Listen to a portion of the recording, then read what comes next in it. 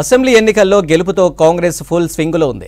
వచ్చే లోక్సభ ఎన్నికల్లో కూడా మెజారిటీ సీట్లు గెలవాలని పట్టుదలగా ఉంది హస్తం పార్టీ.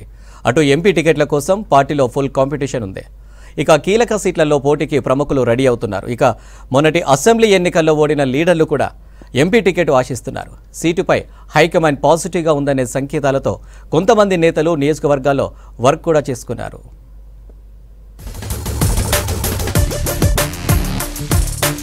కాంగ్రెస్ లో ఎంపీ టికెట్లకు ఫుల్ డిమాండ్ నెలకొంది. ఇద్దరు సినీ నిర్మాతలు కూడా రాజకీయ భవిష్యత్తును పరీక్షించుకునేందుకు సిద్ధమవుతున్నారు.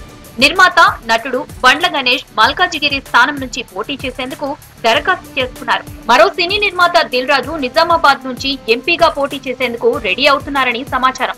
నిర్మాతల మండలి ఎన్నికల సమయంలో తాను ఎంపీగా పోటీ చేస్తానని ఇంటిచ్చిన దిల్ రాజు వచ్చే లోక్సభ ఎన్నికల్లో ప్రత్యక్ష రాజకీయాల్లోకి వస్తానని ప్రచారం జరుగుతోంది.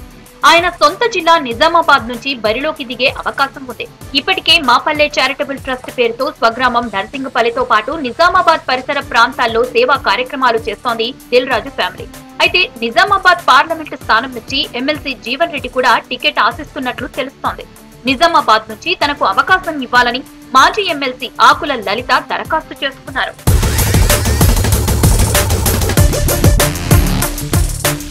మల్కాజిగిరి అసెంబ్లీ నుంచి పోటీ చేసి ఓడిపోయిన మైనంపల్లి హనుమంతరావు వచ్చే ఎన్నికల్లో మల్కాజిగిరి ఎంపీ టికెట్ రేస్ లో ఉన్నట్లు ప్రచారం జరుగుతోంది.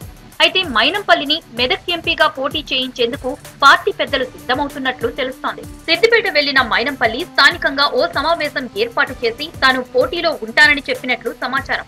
అయితే ఇదే స్థానం నుంచి తనకు టికెట్ కావాలని పిసిసి వర్కింగ్ ప్రెసిడెంట్ జగ్గారెడ్డి అడుగుతున్నారు. సినీ నిర్మాత బండ్ల గణేష్ మాత్రం తనకు మల్కాజిగిరి టికెట్ వస్తుందనే ధీమాలో ఉన్నారు. తీన్మార్ మల్లన్న భువనగిరి నుంచి బరిలోకి దిగేందుకు రెడీ అవుతున్నారు. ఈ సెగ్మెంట్ నుంచి చామల కిరణ్ కుమార్ రెడ్డి, కైలాస్ నేత కొమ్మూరి ప్రతాప్ రెడ్డి టికెట్ ఆశిస్తున్నారు.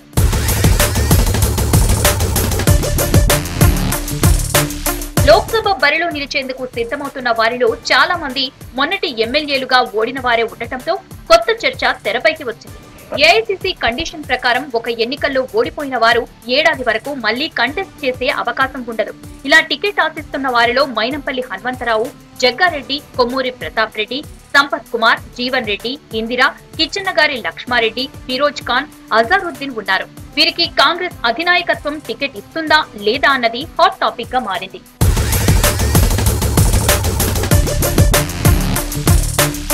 ఖమ్మం టికెట్ కోసం అగ్రనేతలు పోటీ పడుతున్నారు. మాజీ ఎంపీ రేణుకా చౌదరితో పాటు డిప్యూటీ సీఎం మల్లు భట్టి విక్రమార్క సతీమణి నందిని, సమాచార శాఖ మంత్రి పొంగులేటి శ్రీనివాస్ రెడ్డి సోదరుడు ప్రసాద్ రెడ్డి, రాజ్యసభ మాజీ ఎంపీ విహెచ్, పిసిసి నేత రాజేంద్ర ప్రసాద్ ఖమ్మం టికెట్ ఆశిస్తున్నారు. ఇక్కడి నుంచి సోనియా గాంధీ పోటీ చేస్తారనే ప్రచారం కూడా ఉంది. దీంతో ఈ సీటు ఎవరికి దక్కుతుందోననే అంశం ఆసక్తిగా మారింది.